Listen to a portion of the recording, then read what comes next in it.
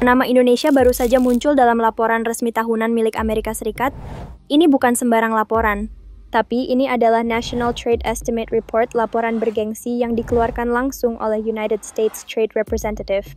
Dan menariknya, dalam laporan itu, Indonesia termasuk dalam daftar negara yang dianggap menghambat perdagangan Amerika. Pertanyaannya sekarang, kenapa Amerika mulai kesal dengan Indonesia? Apa salah kita? Amerika memang punya tujuan jelas dengan laporan ini. Mencatat negara-negara yang dianggap menyulitkan ekspor, investasi, hingga bisnis digital perusahaan-perusahaan Amerika. Dan untuk Indonesia, daftar pekerjaan rumahnya menurut mereka lumayan panjang. Pertama, impor barang ke Indonesia dianggap terlalu ribet. Prosesnya lambat, berbelit, dan terlalu banyak dokumen. Persyaratan lokal pun dianggap terlalu protektif. Artinya, barang dari luar, terutama dari Amerika, jadi sulit bersaing dengan produk lokal karena harus memenuhi syarat-syarat yang ketat. Kedua, izin usaha di Indonesia dinilai lambat dan tidak efisien. Bagi investor asing, ini adalah sinyal merah. Karena dalam bisnis global, kecepatan adalah segalanya. Jika terlalu lama, mereka akan beralih ke negara lain yang lebih responsif. Ketiga, aturan digital kita dianggap terlalu tertutup. Amerika merasa platform digital mereka sulit berkembang di Indonesia karena dibatasi oleh berbagai regulasi. Misalnya, kewajiban membuka data center di Indonesia, kewajiban bayar pajak digital, hingga regulasi soal moderasi konten. Keempat, perlindungan hak cipta di Indonesia masih dinilai lemah. Banyak konten, aplikasi, bahkan software dari luar negeri yang mudah dibajak tanpa perlindungan hukum yang kuat.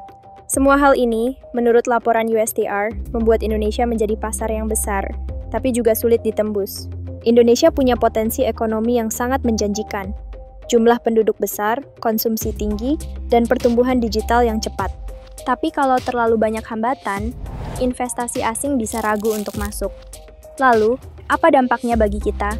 Kalau Amerika mulai menekan Indonesia secara ekonomi, misalnya dengan tarif atau sanksi dagang, itu bisa berdampak pada ekspor kita. Bisa juga mempengaruhi hubungan politik, kerjasama digital, bahkan kerjasama militer.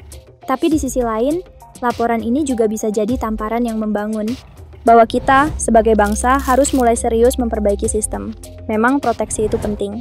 Tapi terlalu protektif bisa membuat kita tertinggal dalam kompetisi global.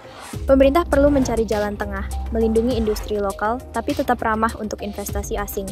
Karena di era persaingan ekonomi global ini, bukan cuma soal siapa yang punya sumber daya paling banyak, tapi siapa yang paling siap menyambut peluang. Jadi, apakah ini berarti Indonesia harus tunduk pada Amerika? Tidak, tapi kita perlu cerdas. Jangan mudah ditekan, tapi juga jangan menutup diri dari kritik yang membangun. Karena dunia sedang berubah, dan Indonesia sedang diawasi.